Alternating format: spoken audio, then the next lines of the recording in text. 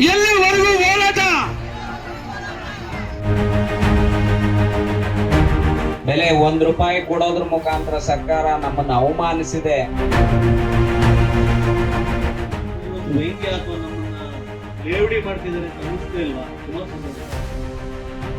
ಬರೀ ರಾಜಕಾರಣನೇ ಮಾಡ್ಕೊಂಡು ಕೂತ್ಕೊಂಡ್ರೆ ನೀವು ಮಾತಾಡ್ತಿದ್ರೆ ನಾವು ರೈತರು ಅಂತೀರಾ. ರಾಜಕಾರಣಿ ಅಥವಾ ಸರ್ಕಾರದ ಭಾಗವಾಗಿರ್ತಕ್ಕಂಥ ಶಾಸಕರಾಗಿರ್ಬೋದು, MP ಗಳಾಗಿರ್ಬೋದು ಅಥವಾ ಮಂತ್ರಿಗಳಾಗಿರ್ಬೋದು, ಸಂಬಂಧಪಟ್ಟವರು ₹1 ಅಂದ್ರೆ ಇದನ್ನ ಅವರನ್ನ ಮೀರಿ ಅಥವಾ ಅವರ ಗಮನಕ್ಕೆ ಬಾರದಾಗೆ ಅಧಿಕಾರಿಗಳೇ ಮಾಡಿರ್ಬೇಕಾದಂತ ನಮ್ಮ ಏನು ಈ ಹೋರಾಟ ಇವತ್ತಿಗೆ ನಿಲ್ಲಲ್ಲ. ಈ ದಿನ.com ಪ್ರೀಮಿಯಂ ಲೇಖನಗಳನ್ನು ಪ್ರಕಟಿಸ್ತಾ ಇದೆ. ಎಕ್ಸ್ಕ್ಲೂಸಿವ್ ಅನಿಸುವ ಸಂಗತಿಗಳು ಈ ಲೇಖನಗಳಲ್ಲಿ ಸಿಗುತ್ತವೆ.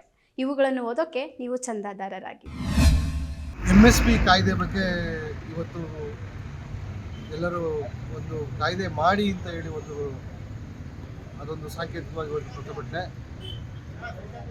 ಸರಿಸುಮಾರು 23 ಬೆಳೆಗೆ ಇದು MSP ಇದೆ. MSP ಅಂತಂದರೆ ಮಿನಿಮಮ್ ಸಪೋರ್ಟ್ ಪ್ರೈಸ್ ಅಂತ ಹೇಳಿ, ಹೆಸರೇ ಹೇಳ್ದಂಗೆ ಕನಿಷ್ಠ ಬೆಂಬಲ ಕೊಡಿ ಅಂತ ಹೇಳಿ. ಕನಿಷ್ಠ ಬೆಂಬಲ ಬೆಳೆಗೆ ಸುಮಾರು 23 ಬೆಳೆಗೆ ನಾವು ಕೇಂದ್ರ ಸರ್ಕಾರವನ್ನು ಆಗ್ರಹಿಸಿದ್ದಾರೆ. ಇದು ಮುಖ್ಯವಾಗಿ ಮೂಲತಃ ಪಂಜಾಬ್ನಲ್ಲಿ ಜಗದೀಶ್ ಸಿಂಗ್ ಅವರು ಸ್ಟಾರ್ಟ್ ಮಾಡಿದರು ಪ್ರತಿಭಟನೆನ. ಕಳೆದ ವರ್ಷ ಸುಮಾರು ಬೆಳೆಗಳು, ತೊಗರಿ ಬೆಳೆ ಆಗಿರ್ಬೋದು, ಸೋಯಾಬೀನ್ ಆಗಿರ್ಬೋದು ಅಥವಾ ತೆಂಗಾಗಿರ್ಬೋದು, ಎಲ್ಲ ರಾಜ್ಯದ ಎಲ್ಲ ಬೆಳೆಗಳಿಗೂ MSP ಬೆಲೆಗಿಂತ ಕಡಿಮೆ ಇದರಲ್ಲಿ ಮಾರಾಟ ಆಗಿದೆ. ರೈತರು ನಷ್ಟ ಅನ್ಬೋದು. ಹಾಗಾಗಿ ಕನಿಷ್ಠ ಬೆಂಬಲವನ್ನು ನಾವು ಕೇಂದ್ರ ಸರ್ಕಾರಕ್ಕೆ ಕೊಡಿ ಅಂತ ಒಂದು ಕಾಯ್ದೆನೇ ಮಾಡಿ ಅಂತ ಹೇಳಿ ನಾವು ಕೇಳ್ಕೊತಾ ಇದ್ದೀವಿ.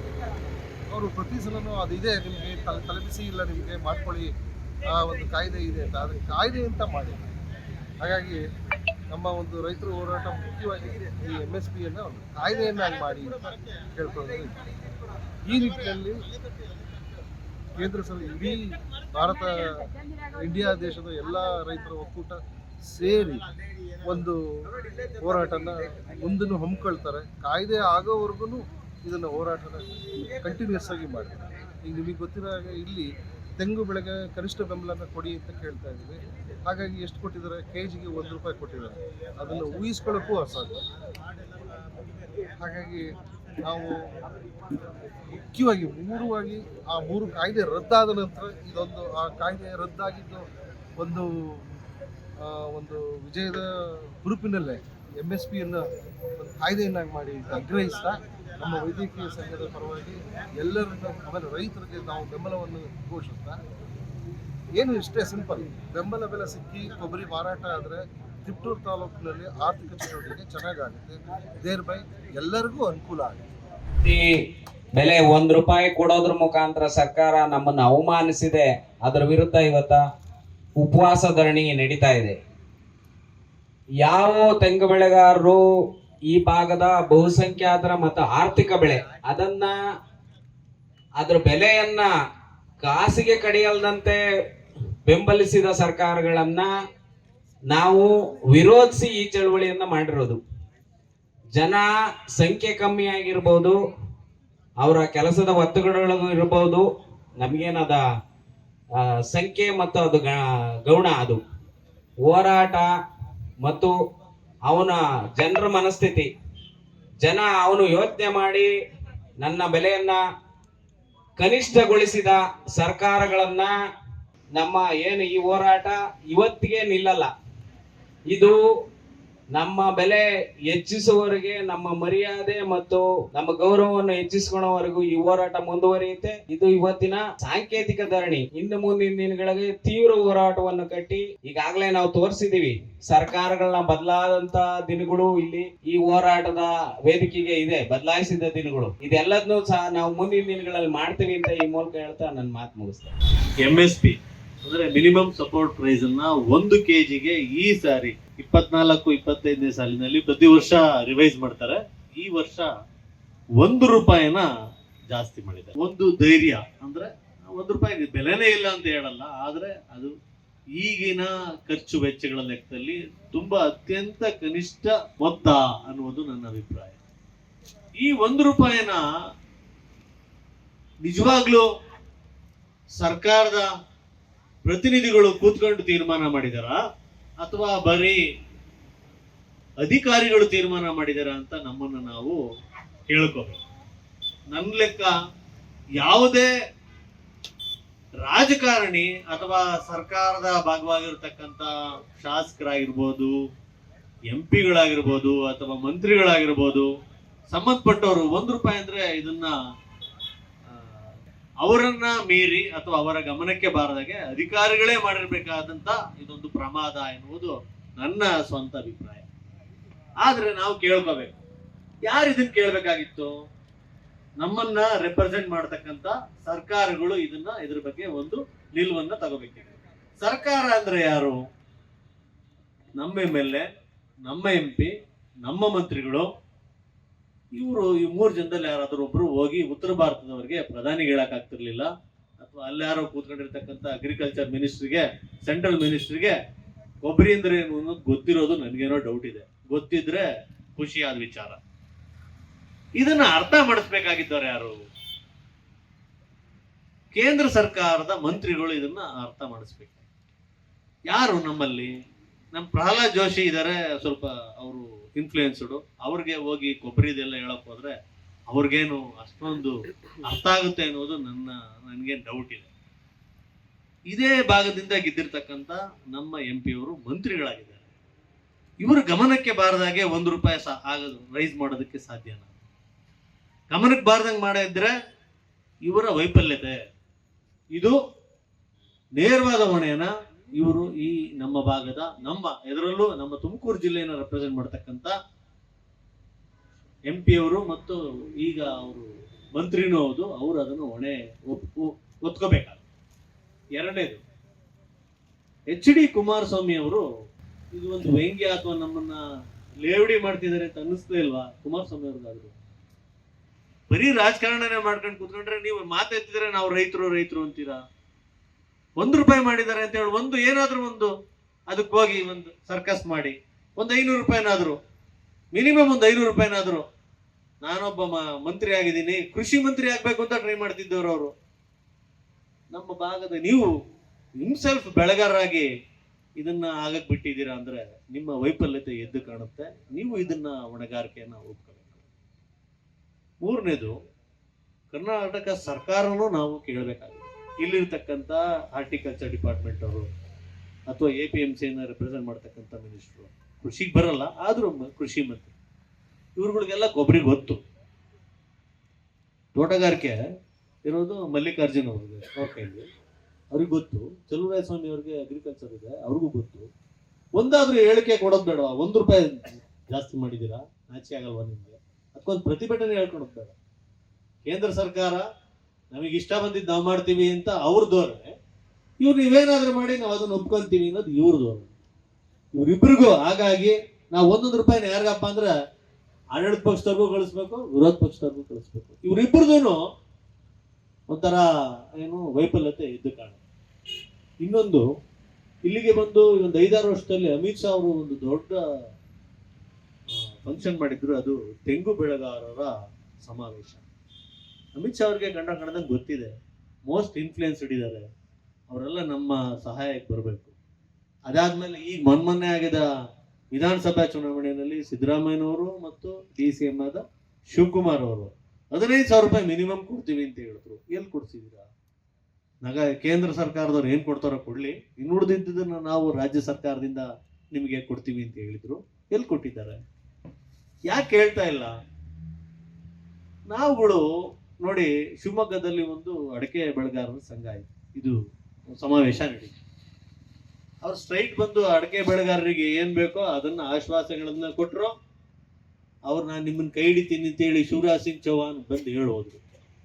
ನಮಗೆ ಆ ತರದ ಒಂದು ಸಂಘಟನೆ, ಆ ತರದ ಒಂದು ಸಮಾವೇಶ, ಆ ಸಮಾವೇಶದಲ್ಲಿ ಒಂದು ಕೇಂದ್ರ ಸರ್ಕಾರ ರೆಪ್ರೆಸೆಂಟ್ ಮಾಡ್ತಕ್ಕಂಥ ಒಬ್ಬ ಮಂತ್ರಿನ ಕರೆಸಿ ನಮ್ಮ ಪರವಾದ ಒಂದು ಸ್ಟೇಟ್ಮೆಂಟ್ ಕೊಡಿಸೋದಕ್ಕೆ ನಮಗೆ ತಾಕತ್ತಿಲ್ವಾ? ಯಾಕೆ? ಏನಾಗಿದೆ? ದಯವಿಟ್ಟು ಮತ್ತೊಮ್ಮೆ ಎಲ್ಲರೂ ಇನ್ನೊಮ್ಮೆ ಆ ಪಾರ್ಟಿ ಈ ಪಾರ್ಟಿ ಅವರು ಇವರು ಅನ್ನೋದನ್ನು ಬಿಟ್ಟು ಏನಾದ್ರೂ ಮಾಡಿ ಏನಾದ್ರೂ ಮಾಡಿ, ಯಾವುದು 20 ವರ್ಷದಿಂದಲೂ ನಾವು ನೋಡ್ಕೊಂಡೇ ಬರ್ತಾ ಇದೀವಿ, ಮಾಡ್ತಾನೆ ಇರ್ತೇವೆ. ಈಗ ಏನಾಗುತ್ತೆ, 15,000 ಕ್ರಾಸ್ ಆಗೇ ಆಗುತ್ತೆ ಇನ್ನೊಂದು ತಿಂಗಳು 2 ತಿಂಗಳಿಗೆ. ಯಾಕೆಂದ್ರೆ ಕಾಯೇ ಇಲ್ಲ. ಆದ್ರೆ ರೈತನಿಗೆ ಒಂದು ವರ್ಷಕ್ಕೆ ಎಷ್ಟು ಬರ್ಬೇಕಾಯ್ತು ಅದಕ್ಕಿಂತ ಕಡಿಮೆನೇ ಆಗ್ತಿದೆ ರೇಟ್. ರೇಟ್ ರೈಸ್ ಆದರೆ ಜಾಸ್ತಿ ಕಾಯಿ ಬಿದ್ದಿರಲ್ಲ, ಅಂದ್ರೆ ಕೊಬ್ಬರಿ ಇರಲ್ಲ. ಕೊಬ್ಬರಿ ಅಥವಾ ಕಾಯಿ ರೇಟ್ ಕಡಿಮೆ ಇದ್ದಾಗ ನಮ್ಗೆ ಇಳುವರಿ ಜಾಸ್ತಿ ಇರುತ್ತೆ. ಒಟ್ಟಿನಲ್ಲಿ ರೈತನ ಮನೆಗೆ ದುಡ್ಡು ಎಷ್ಟು ಸಾಧ್ಯನೋ ಅಷ್ಟು ಕಮ್ಮಿನೇ ಪ್ರತಿ ವರ್ಷ ಹೋಗ್ತಾ ಇದೆ. ಕೆಲವು ಹೊರಟೆ ಅದೇ ದಾರಿ ಉದ್ದಕ್ಕೂ ರೈತರದ್ದೇ ಗೋಳು. ಮೊಟ್ಟ ಮೊದಲ ಬಾರಿಗೆ ನಾನು ನಮ್ಮ ಸೀನಿಯರ್ ಕಾಮ್ರೇಡ್ ರೆಡ್ಡಿಯವರ ಅಕಾಲಿಕ ದೂರ ಆಗಿರ್ತಕ್ಕಂಥದ್ದು ನನಗೆ ಆ ದಿನ ಭಾಳ ಆಘಾತ ಆಯಿತು. ನನ್ನ ಮತ್ತು ರೆಡ್ಡಿಯವರ ಸ್ನೇಹ, ಸಂಘಟನೆಯಲ್ಲಿ ನಾವೆಲ್ಲ ಸಮಕಾಲೀನರು, ಸಮಾನವಾದ ಮನಸ್ಸಿನ ಚಿಂತನೆ ಇದ್ದವು. ಹಾಗಾಗಿ ರೆಡ್ಡಿಯವರ ಸಂಪರ್ಕ ನನ್ನ ಮತ್ತು ರೈತಸಂಘದ ಹೊರತಾಗಿಯೂ ಕೂಡ ನಾವು ವೈಚಾರಿಕವಾಗಿ ಅನೇಕ ಸಂದರ್ಭಗಳಲ್ಲಿ ಸಮಸ್ಯಾಧಾರಿತ ಹೋರಾಟಗಳನ್ನು ರೂಪಿಸುವಾಗ ಇಬ್ಬರು ಭಾಳ ಸಂಪರ್ಕ ಮಾಡ್ಕೊತಾ ಇದ್ದರು. ನನ್ನ ಇಡೀ ರಾಜ್ಯ ರೈತ ಸಂಘದ ಪರವಾಗಿ ನನ್ನ ಹಿರಿಯ ಕಾಮ್ರೇಡ್ ರೆಡ್ಡಿಯವರಿಗೆ ನನ್ನ ದುಃಖದ ನಮನಗಳನ್ನು ತಿಳಿಸ್ತಾ ನಾನು ಯೋಚನೆ ಮಾಡ್ತಾ ಇದ್ದೆ, ಉಪವಾಸ ಯಾಕೆ ಕೂತ್ಕೋಬೇಕು, ಯಾರಿಗಾಗಿ? ಉಪವಾಸ ಮಾಡ್ತಾ ಇದ್ದಕ್ಕೆ ಒಂದು ಶಕ್ತಿ ಇದ್ದಿದ್ದು ಗಾಂಧೀಜಿಯವರ ಹೋರಾಟದ ಸಂದರ್ಭದಲ್ಲಿ. ಉಪವಾಸ ಸತ್ಯಾಗ್ರಹ ಅನ್ನೋದು ಒಂದು ಅಸ್ತ್ರ, ಅಹಿಂಸಾ ತತ್ವದಲ್ಲಿ. ಅದು ಬ್ರಿಟಿಷ್ನವ್ರನ್ನ ಈ ದೇಶದಿಂದ ಹೊರಗಡೆ ಓಡಿಸ್ಬೇಕು, ಸ್ವಾತಂತ್ರ್ಯವನ್ನು ಗಳಿಸ್ಬೇಕು, ಸ್ವಾತಂತ್ರ್ಯ ಅಗತ್ಯ ಇದೆ ಅಂತ ಹೇಳಿ ಅದೊಂದು ಉಪವಾಸ ಸತ್ಯಾಗ್ರಹದ ಅಹಿಂಸಾತ್ಮಕವಾದ ಹೋರಾಟವನ್ನು ರೂಪಿಸಿದ್ದು. ಯಾಕೆಂದರೆ ನನಗೀಗ ತಾನೇ ನಮ್ಮ ಕಾಮ್ರೇಡ್ ಮಾತಾಡ್ತಾ ಇದ್ರು, ನಮ್ಮ ಭಾರತ ದೇಶದ ಜನರು ಹಿಂಸೆ ಅಂದರೆ ನೀನು ಏನು ಕೊಡದೇ ಇದ್ರೂ ಪರವಾಗಿಲ್ಲಪ್ಪ, ನಾನು ಹಿಂಸೆ ಮಾಡೋಕ್ಕಾಗಲ್ಲ, ನಾನು ಹಿಂಗೆ ಬೇಕಾದ್ರೆ ಇದ್ಬಿಡ್ತೀನಿ, ಸತ್ತೋಗ್ಬಿಡ್ತೀನಿ. ಅದನ್ನು ಗಾಂಧೀಜಿಯವ್ರಿಗೆ ಗೊತ್ತಾಗೇ ಈ ಭಾರತ ದೇಶದ ಜನರಿಗೆ ಈ ಹಿಂಸೆಯಲ್ಲಿ ಹೋರಾಟ ಮಾಡೋ ಶಕ್ತಿ ಇಲ್ಲ, ಆದ್ದರಿಂದ ಅಹಿಂಸೆನೇ ಒಂದು ಉತ್ತಮವಾದ ಮಾರ್ಗ ಅಂತ ಗಾಂಧೀಜಿ, ಏನಾರ ಆಗಲಿ ನಾನೇ ಉಪವಾಸ ಕೂತ್ರೂ ಪರವಾಗಿಲ್ಲಪ್ಪ, ನನ್ನ ದೇಹ ತೆಳಗಾದರೂ ಪರವಾಗಿಲ್ಲ, ನನ್ನ ಪ್ರಾಣ ಹೋದ್ರೂ ಪರವಾಗಿಲ್ಲ ಅಂತ ಹೇಳಿ ಮಾಡಿದಂಥ ಉಪವಾಸ ಸತ್ಯಾಗ್ರಹ. ಹೋರಾಟ ನಡೆದಿದೆ. ಎಲ್ಲ ರೈತರ ಪರವಾಗಿ ನಾವು ಒಂದು ಸಮಾಜದ ಒಂದು ಅಂಗವಾಗಿ, ಯಾಕಂದರೆ ರೈತರು ನಮ್ಮ ಬೆನ್ನೆಲುಬಾಗಿರೋದ್ರಿಂದ, ನಮ್ಮ ರಾಷ್ಟ್ರದ ಬೆನ್ನೆಲುಬು, ನಮ್ಮ ಸಮಾಜದ ಬೆನ್ನೆಲುಬಾಗಿರೋದ್ರಿಂದ ನಮ್ಮ ಕರ್ತವ್ಯ ಆಗ್ತದೆ ಅವರ ಯಾವುದೇ ಒಂದು ಬೇಡಿಕೆ ಅಥವಾ ಯಾವುದೇ ಒಂದು ಆಗ್ರಹ ಏನಿದೆ ಅದಕ್ಕೆ ಎಲ್ಲರೂ ಬೆಂಬಲ ಕೊಡಬೇಕಾಗತ್ತೆ.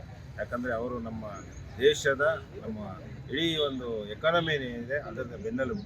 ಇದರ ಹೋರಾಟ ಎಲ್ಲಿವರೆಗೂ ಅನ್ನೋದು ಒಂದು ಪ್ರಶ್ನೆಯಾಗಿ ಹೋಗಿದೆ. ಯಾಕಂದರೆ ನಮ್ಮ ರೈತರ ಧ್ವನಿ ನಿರ್ಣಾಯಕ ಆಗಿದೆ, ಆದರೂ ಸಹ ಅವರ ಒಂದು ಕೂಗಿಗೆ ಎಲ್ಲೂ ಸಹ ಕವಡೆ ಕಾಸಿನ ಕಿಮ್ಮತ್ತು ಸಿಗ್ತಾ ಇಲ್ಲ ಅಂತ ನಮ್ಮ ಅನಿಸಿಕೆ. ಹೀಗಿರುವಾಗ ನಾವು ಇದರ ಹೋರಾಟದ ಜೊತೆಯಾಗಿ ನನ್ನ ಒಂದು ಸಣ್ಣ ಸಲಹೆ ಇಲ್ಲಿ ಏನಂದರೆ, ಈ ಒಂದು ಹೋರಾಟ ಏನಿದೆ, ಬೀದಿಗಳದ್ದು ಹೋರಾಟ ಮಾಡೋದು, ರಸ್ತೆಗಳದ್ದು ಹೋರಾಟ ಮಾಡೋದು, ಅದು ನಿರಂತರವಾಗಿ ನಡೀತಾ ಇರುತ್ತೆ. ಬಟ್ ನಾವೊಂದು ಬೇರೆ ಪ್ರಗತಿ ಪರವಾಗಿ ಯೋಚನೆ ಮಾಡ್ತಕ್ಕಂಥ ಸಮಯ ಬಂದಿದೆ ಅನಿಸ್ತದೆ. ಯಾಕಂದರೆ ಹೇಗೆ ನಾವು ಇಂಡಸ್ಟ್ರಿಯಲಿಸ್ಟ್ ಎಲ್ಲ ಲಾಬಿ ಮಾಡ್ತಾರೆ, ಅವರ ಕೆಲಸಗಳಿಗೆ ಮಾಡಿಸ್ಕೊಳ್ಳೋಕ್ಕೆ ಹೆಂಗೆ ಲಾಬಿ ಮಾಡ್ತಾರೆ. ಯಾಕಂದರೆ ಪವರ್ ಕಾರಿಡಾರ್ಸ್ ಅಂತ ಇರ್ತವೆ, ಆ ಪವರ್ ಕಾರಿಡಾರ್ಸಲ್ಲಿ ಲಾಬಿ ಮಾಡಬೇಕಾಗತ್ತೆ. ಎಷ್ಟೊಂದು ಸಂದರ್ಭಗಳಲ್ಲಿ ಕೆಲವೊಂದು ವಿಚಾರಗಳು ಅವರ ತಲೆಗೆ ತುಂಬಬೇಕಾಗತ್ತೆ. ಒಂದು ಸರಿಯಾದ ಒಂದು ವೇದಿಕೆಯಲ್ಲಿ ಅಥವಾ ಅವರ ನಮ್ಮ ಒಂದು ಸ್ಟ್ರೆಂತ್ ತೋರಿಸಿ ಅವರಿಗೆ ನಮ್ಮ ಸ್ಟ್ರೆಂತ್, ನಮ್ಮನ್ನು ಬಿಟ್ಟು ನೀವು ರಾಷ್ಟ್ರ ನಡ್ಸೋಕ್ಕಾಗಲ್ಲ ಅನ್ನೋ ಒಂದು ಅರಿವು ಮೂಡಿಸ್ತಕ್ಕ ಒಂದು ಲಾಬಿಂಗ್ ಮಾಡಬೇಕಾಗತ್ತೆ. ಮತ್ತು ನಮ್ಮ ರೈತರು ಸಹ ಯಾವತ್ತೂ ನಾವು ಎಲ್ಲರೂ ಒಟ್ಟಿಗೆ ಬರಲು ಅಲ್ಲಿವರೆಗೂ ಇದು ನಮ್ಮ ಮೇಲೆ ದಬ್ಬಾಳಿಕೆ ನಡೀತಾನೆ ಇರುತ್ತೆ. ಯಾಕಂದರೆ ಈಗಾಗಲೇ ನೀವು ನೋಡಿರ್ಬೋದು, ಔದ್ಯಮಿಕ ಕ್ಷೇತ್ರದವರೆಲ್ಲ ಕೃಷಿ ಕ್ಷೇತ್ರಕ್ಕೆ ಬರ್ತಾ ಇದ್ದಾರೆ. They are considering farming as A industry, ಏನೊಂದು ಕಾರ್ಪೊರೇಟ್ ಲೆವೆಲಲ್ಲಿ ಮಾಡಬೇಕಂತ ಇದ್ದಾರೆ. ಅವರೆಲ್ಲ ಸಕ್ಸಸ್ ಕಾಣ್ತಾ ಇದೆ. ನೀವು ನೋಡಿರ್ಬೋದು ಎಷ್ಟೊಂದು ಜನ ಟೆಕ್ಕಿಗಳು ಬಂದು ಬೆಳೆ ಬೆಳೀತಾ ಇದ್ದಾರೆ, ಒಳ್ಳೆ ಲಾಭ ಮಾಡ್ತಾ ಇದ್ದಾರೆ. ಯಾಕೆ ಅವ್ರು ಮಾಡ್ಬೋದಾದ್ರೆ ನಾವು ಯಾಕೆ ಮಾಡಬಾರ್ದು? ಇದರಲ್ಲಿ ಅನೇಕ ಅಂಶಗಳು ಒಳಗೊಂಡಿದೆ. ವೈಜ್ಞಾನಿಕವಾಗಿ ನಾವು ಒಂದು ಬೆಳೆ ಬೆಳಿಬೇಕು ಮತ್ತು ಅದನ್ನು ವೈಜ್ಞಾನಿಕವಾಗಿ ಮಾರ್ಕೆಟ್ ಮಾಡೋಂಥದ್ದು, ಅದು ಸ್ಟೋರೇಜ್ ಮಾಡ್ತಕ್ಕಂಥದ್ದು, ಅದನ್ನು ವಿವಿಧ ಬೆಳೆಗಳು ಯಾವ್ಯಾವ ಕಾಲಘಟ್ಟದಲ್ಲಿ ಬೆಳಿಬೇಕು ಅದನ್ನೆಲ್ಲ ನೋಡ್ಕೊಂಡು, ಮಾರ್ಕೆಟಲ್ಲಿ ಡಿಮ್ಯಾಂಡ್ ಯಾವ ಬೆಳೆಗಿದೆ ಅದನ್ನು ನೋಡ್ಕೊಂಡು ಬೆಳೆಯೋದು, ಈ ಥರ ಅನೇಕ ವಿಷಯಗಳನ್ನು ನಾವು ಒಂದು ವೈಜ್ಞಾನಿಕವಾಗಿ ಯೋಚನೆ ಮಾಡಿ ಅದಕ್ಕೆ ಒಂದು ಔದ್ಯೋಗಿಕ ಒಂದು ರೂಪವನ್ನು ಕೊಟ್ಟರೆ ಕೃಷಿ ಖಂಡಿತವಾಗಿ ಲಾಭದಾಯಕ ಆಗೋದ್ರಲ್ಲಿ ಯಾವುದೇ ಸಂದೇಹ ಇಲ್ಲ. ಇಲ್ದಿದ್ರೆ ಲಕ್ಷಾನುಗಟ್ಟಲೆ ದುಡಿತಿರೋ ಟೆಕ್ಕಿಗಳೆಲ್ಲ ಕೆಲಸ ಬಿಟ್ಟು ಬಂದು ಕೃಷಿ ಯಾಕೆ ಮಾಡಬೇಕು? ಲಾಭ ಇಲ್ಲ ಅಂತ. ಓನ್ಲಿ ಡಿಫ್ರೆನ್ಸ್ ಇಸ್ ನಮ್ಮ ರೈತರು ಅದನ್ನು ವೈಜ್ಞಾನಿಕವಾಗಿ ಅದನ್ನು ಒಂದು ಔದ್ಯೋಗಿಕ ದೃಷ್ಟಿಯಿಂದ ನೋಡ್ತಾ ಇಲ್ಲ. ಅದನ್ನು ಒಂದು ನಮ್ಮ ತಾತ ಮಾಡಿದ ಕೃಷಿ ನಾವು ಮಾಡ್ತಾ ಇದೀವಿ ಅನ್ನೋ ನೆಟ್ಟಲ್ಲೇ ನಡೆಸ್ತಾ ಹೋಗ್ತಾ ಇದ್ದಾರೆ. ಅದನ್ನು ಒಂದು ಔದ್ಯೋಗಿಕ ದೃಷ್ಟಿಕೋನದಿಂದ ನೋಡಿದಾಗ, ಔದ್ಯೋಗಿಕ ದೃಷ್ಟಿಕೋನದಿಂದ ನಾವು ಅದನ್ನು ನಡೆಸಿದಾಗ ಖಂಡಿತವಾಗಿ ಅದ್ರ ಬೆಲೆ ಸಿಗುತ್ತೆ. ಆ ನಿಟ್ಟಿನಲ್ಲೂ ನಾವು ಯೋಚನೆ ಮಾಡೋ ಅಗತ್ಯ ಇದೆ ಅಂತ ನಾನು ಅದು ಅನ್ಕೋತೀನಿ. ಯಾಕಂದರೆ ಈಗ scarcity of food will come. ಇನ್ನೊಂದು ಸ್ವಲ್ಪ ದಿವಸದಲ್ಲೇ ಆಹಾರಕ್ಕೆ ಹಾಹಾಕಾರ ಉಂಟಾಗತ್ತೆ. ಆ ಟೈಮಲ್ಲಿ ಡಿಮ್ಯಾಂಡ್ ಇರೋದೇ ಆಹಾರಕ್ಕೆ. ಆ ಆಹಾರವನ್ನು ಸರಿಯಾದ ಬೆಲೆ ಸಿಗಲ್ಲ ಅಂದ್ರೆ ಏನರ್ಥ? ಖಂಡಿತ ಸಿಗಲೇಬೇಕು. ಸಿಗದೇ ಇರೋಕ್ಕೆ ಬೇರೆ ಕಾರಣನೇ ಇಲ್ಲ. ಹಾಗಾಗಿ ನಾವು ಒಂದು ಬೇರೆ ರೀತಿಯಲ್ಲಿ ಈ ಹೋರಾಟಗಳು ನಿರಂತರವಾಗಿ ನಡೀತಾ ಇರ್ತದೆ. ಜೊತೆಯಾಗಿ ಕೃಷಿಗೆ ಒಂದು ಔದ್ಯಮಿಕ ರೂಪ ಕೊಡುವ ನಿಟ್ಟಿನಲ್ಲಿ ನಾವು ಆಲೋಚನೆ ಮಾಡಬೇಕಾಗಿದೆ. ಅದಕ್ಕೊಂದು ಚಿಂತಕರ ಚಾವಡಿ ಮಾಡಿ ಒಂದು ಸರ್ಕಾರದ ಲೆವೆಲಲ್ಲಿ ಲಾಬಿಂಗ್ ಮಾಡ್ತಕ್ಕಂಥದ್ದು ಆಗಲಿ, ಮತ್ತು ನಮ್ಮ ಔದ್ಯಮಿಕ ಕ್ಷೇತ್ರ ದಿಗ್ಗಜರಾದ ಈಗ ಇನ್ಫೋಸಿಸ್ ಇರ್ಬೋದು, ಮತ್ತು ಬೇರೆ ಬೇರೆ ಔದ್ಯೋಗಿಕ ಕ್ಷೇತ್ರ ಟಾಟಾ ಐಸ್ ಇರ್ಬೋದು, ಅವರನ್ನು ಜೊತೆಗೂಡಿಸ್ಕೊಂಡು ಕೃಷಿಯನ್ನು ಹೇಗೆ ಔದ್ಯೋಗಿಕ ರೂಪದಲ್ಲಿ ನೋಡ್ತಾ ಒಂದು ಕಾರ್ಪೊರೇಟ್ ಲೆವೆಲಲ್ಲಿ ಮಾಡಿ ಅದರಿಂದ ಲಾಭ ಪಡೆಯೋದು ಹೆಂಗೆ ಅನ್ನೋದೊಂದು ಕಾನ್ಸೆಪ್ಟನ್ನು ನಾವು ಬೆಳೆಸ್ಕೋಬೇಕಾಗುತ್ತೆ. ಮತ್ತಷ್ಟು ವಿಶೇಷ ವಿಡಿಯೋಗಳನ್ನು ನೋಡಲು ಮತ್ತು ಹೊಸ ವಿಡಿಯೋಗಳ ಬಗ್ಗೆ ತಿಳಿಯಲು ಈ ದಿನ .com ಯೂಟ್ಯೂಬ್ ಚಾನೆಲ್ ಸಬ್ಸ್ಕ್ರೈಬ್ ಮಾಡಿ ಮತ್ತು ಬೆಲ್ ಐಕಾನ್ ಕ್ಲಿಕ್ ಮಾಡಿ.